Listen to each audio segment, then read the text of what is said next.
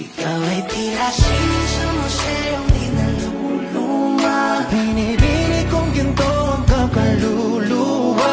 Gonna keep you like that, not the shit all my life.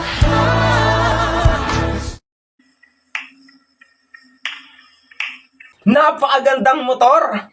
Napakaangas na motor! Tignan nyo naman! Mula sa makina hanggang sa postura ng motor, panalo talaga. Ito yung tipo ng rider na sinisibak talaga. Kaya alam akong mura. Halika, gusto mo malaman? Kaya alam akong mura eh. Tangina mo. Naked na naked. Malaki yung gulong.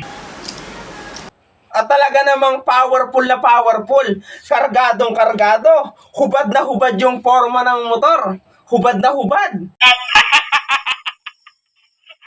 Diba? Makikita nyo naman, sa bawat pag-arangkada niya, sa akyatan pa lang, napakalakas ng makina.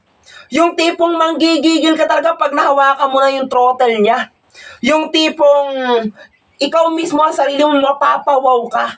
Napaka-powerful niya. Napakabilis niya. Yung tipong kahit sobrang sagad na yung takbo mo at madaling-madali ka na, talagang hindi maiiwasan yung paglabas ng pawis mo. Kahit nakatutok pa sa'yo yung electric fan sa kwarto nyo, o kaya naman may aircon kayo sa loob ng living room nyo. Pagpapawisan ka talaga kasi ito yung tipo ng motor na kargadong kargado talaga. Ito yung tipo ng rider na sinisibak talaga. Certified Kupal! Sobrang ganda. Naked na naked. Makinis. Maputi.